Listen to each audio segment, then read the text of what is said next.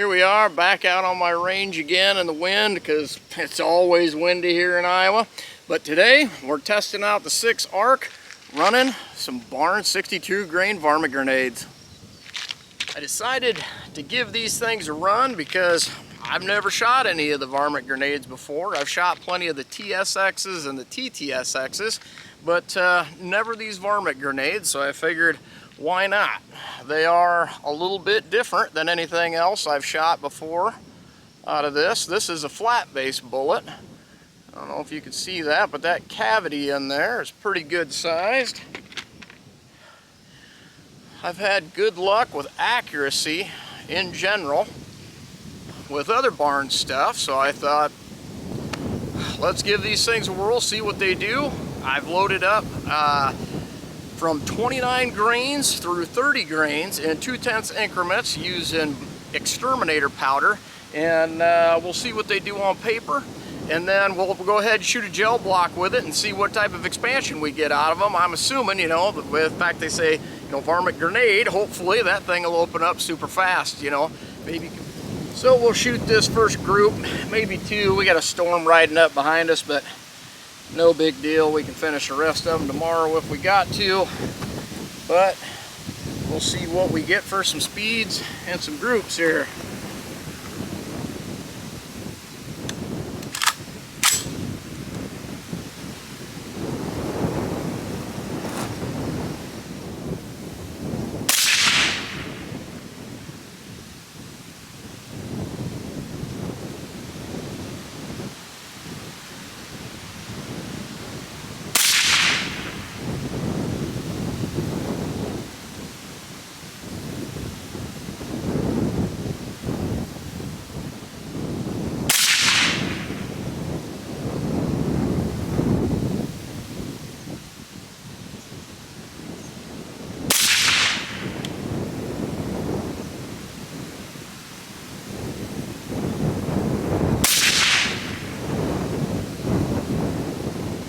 Well, we kind of got 2 separate groups there. One a little bit higher with 3 and one a little bit lower with 2.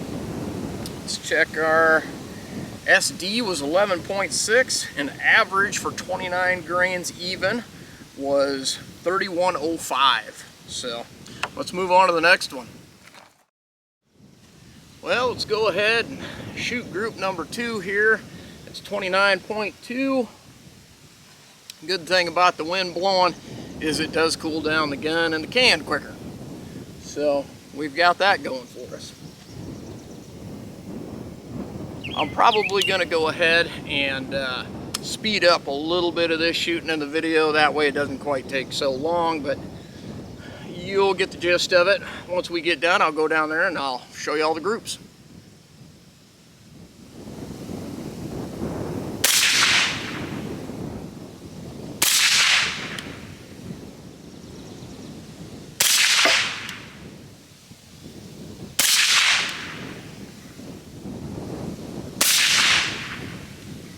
That's not a bad looking group at all. So for 29.2, we averaged 31.39. And then SD was 14.4. So the SD did widen out a little bit, but the group did shrink up a little bit. So these things happen. Now these things are running just a little bit faster than I had anticipated because there is no real load data that I've found for these 62 grain Barnes in an ARC. When you go to like their webpage, you don't even have the 6 ARC on there. So I was kind of guessing from like, oh, the VMAXs and whatnot about the equivalent weight. So I started a little bit under those.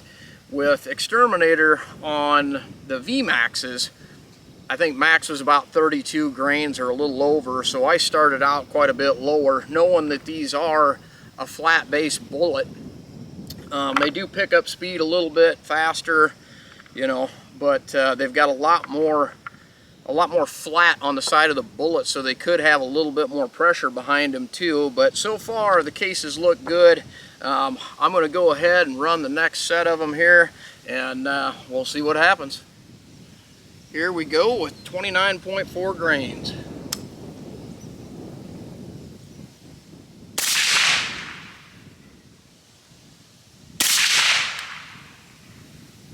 That's getting low. We might have to bring up the dial on that. Get way down in the numbers.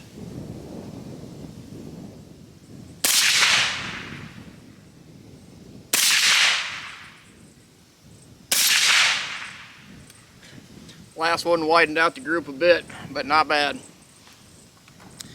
We got, oh man, average of 3184 and an SD of 1.7. Wow, that's doing pretty good. I'm surprised the group doesn't look better. I mean, that one a little bit left could have been me, but I don't know, it felt pretty good. I don't think, you know, my wobble zone wasn't quite that wide, but we've got, let me read through the numbers here, 3187, 3183, 3184, 3185, 3182. That's doing dang good. Too bad the group didn't reflect it. The first three were all touching, and then the next two going off. Maybe, yeah, she's pretty hot. That could be it too.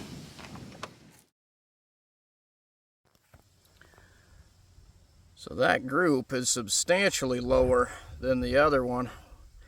Gonna have to dial that up. Well, I got first three right in there, 4, 5.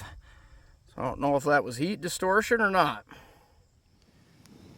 So looking at the cases here, I mean, they're fairly dirty. Primers don't look bad, but that guy right there, it does have an ejector mark on it. The other ones are all looking, you know, pretty good here, so, you know, not bad, but we'll keep going.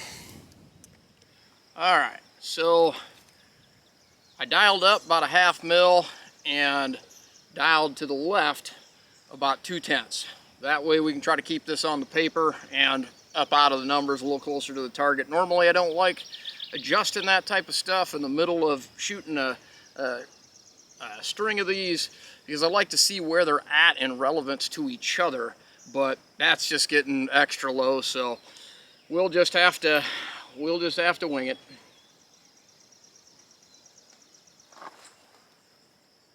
All right, 29.6.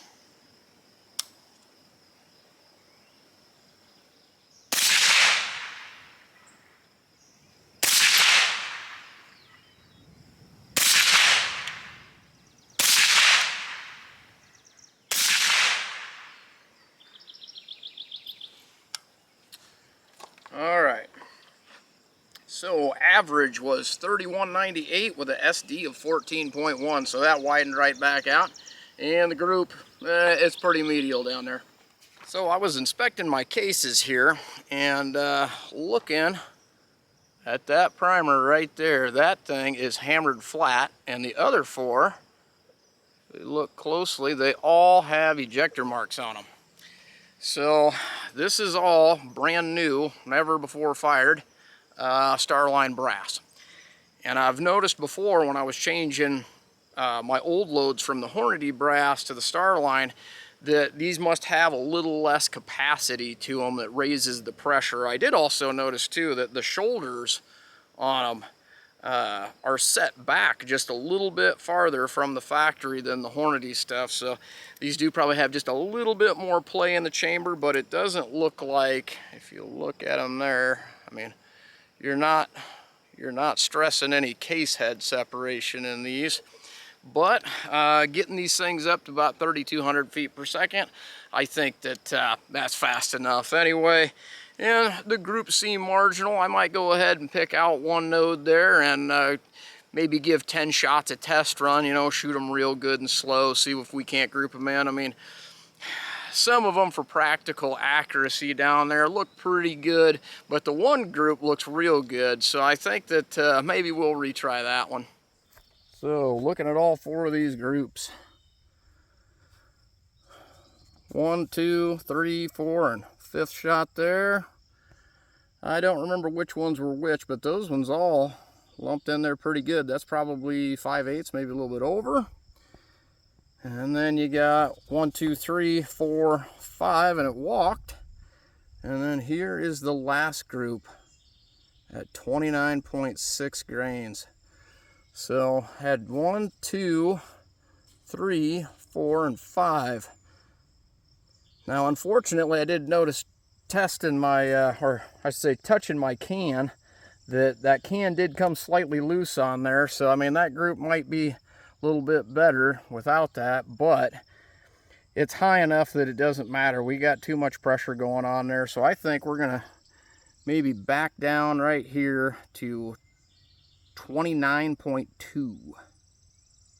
So here we are again, the next day, technically the third day of working on this load. And I loaded up 10 more rounds of 29.2. I'm probably gonna shoot them in 2 different groups, but I'm gonna tally velocities and SDs all for 10 of them. So let's go ahead, we'll run these couple, see what we get here. Yesterday's group of this shot, what was it, about a 0.53 was the 5-shot group. So we'll see if that was just a fluke or if we can duplicate it.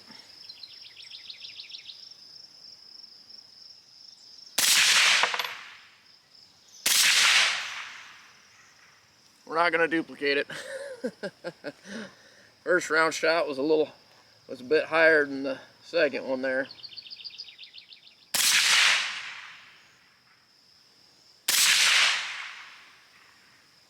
Well, those last 3 are looking pretty good. Let's see if I can put the 4th one in there.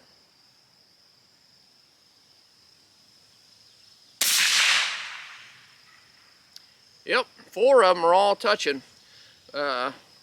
Number 1's a bit high. Next 3 were lumped really good, and I kind of extended out the hole on the 4th one. But we'll let this thing cool down. We'll see, was it, cold bore or was it cold shooter? Probably cold shooter. That was, ooh, man. That was an average of 31.19, and the SD was 34.2. That's not looking real good. Let me see. Oh yeah, because that first one that was high, that was clear up at 31.64. So yeah, there's a reason why that one was pretty high. And then even the last one, number 5, that extended out that other hole was 31.46. So quite a bit higher than what the other 29.2s. Because what did that come out to?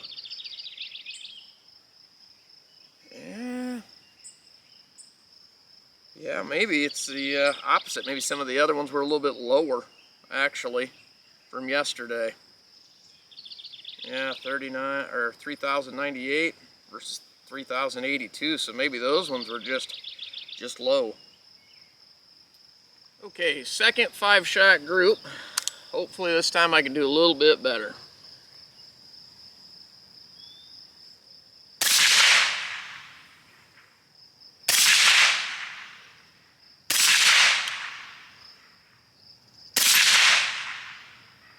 We're getting a little heat distortion off the can.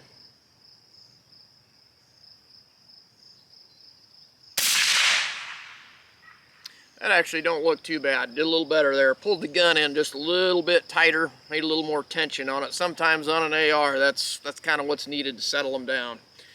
Let's go down and take a look at them groups.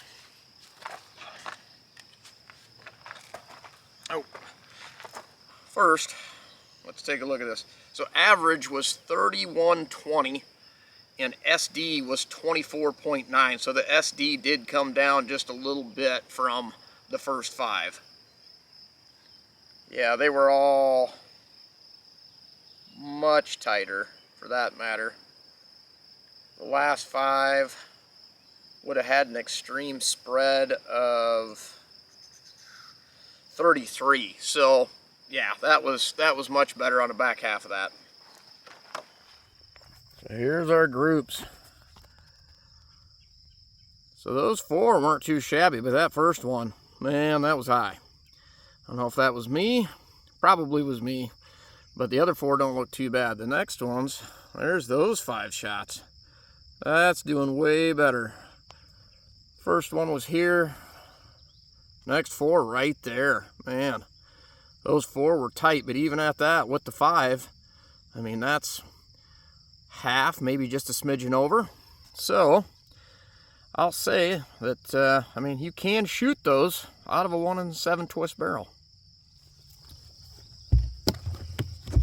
All right. Now it's ballistic gel time.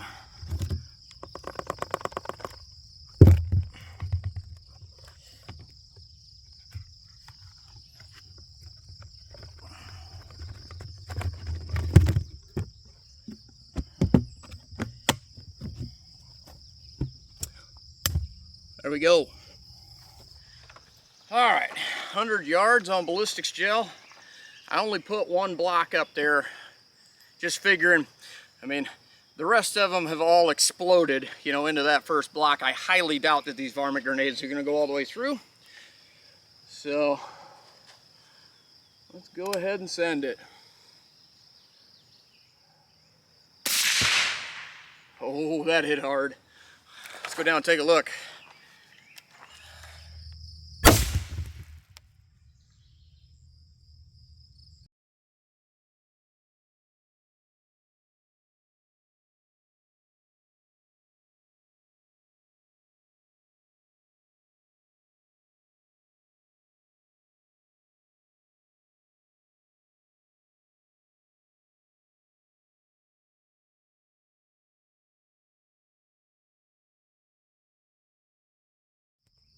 So here's what we're looking at.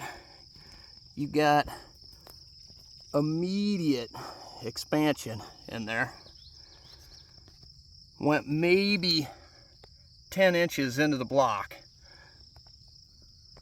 But look at how far those big chunks of jacket went in there. That definitely did explode. That lives up to the grenade name. Here's from the front side. I mean, that whole wound channel, kind of hard to see.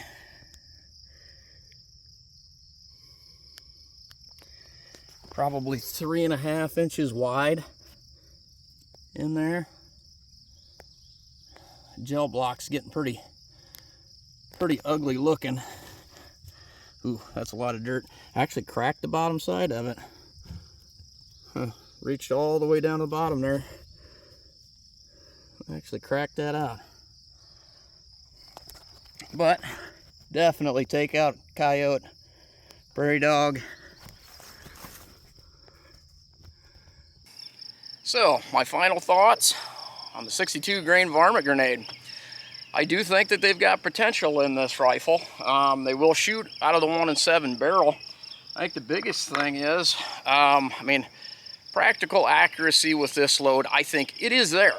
I mean, especially for coyote hunting around here where most guys are shooting stuff inside, you know, 300 yards most of the time. I mean, and half the time it's more like 150. I mean, this load would definitely work. With the X-Terminator though, like I'm not gonna run this load out to distance. I think that the SDs are just a little too wide. I might try a different powder and see if we can't get those SDs down. Even if we lose just a little bit of speed, I think that accuracy definitely trumps velocity. I've always been a firm believer in that. But I do think that these projectiles definitely, I mean, they come apart well. Like I said, you can see that great big old hollow cavity in that tip. I mean, just shredded out nicely. They fed through the rifle. I never had a single jam in there, a hold up. No problems with that. And when I seated them, I put the overall length gauge in there, took the measurement, backed them up 10 thousandths, and that's just what we've run. I mean, it seems to be working. I think this load is definitely, its flaw is the powder and the SDs. So in the future, I'll probably buy another box of these things, but I'll run them in either the 6 Creed or the 243. Probably the 243. I don't know if my 6 Creed will like them. but get a little bit more speed on it and see how much more expansion we get at 100 yards with these projectiles. You know, see if maybe we can't just get a little better standard deviation out of them. Like I said, I mean, we won't be stretching these to range in a video until I find a powder and shrink that SDs. I'd really like to get them to under 15 on a 10-shot group, but I mean, the potential for these is definitely there in the future. We'll try these again. I just got to find another box of them, so I got enough to actually test because I only picked up one the first time.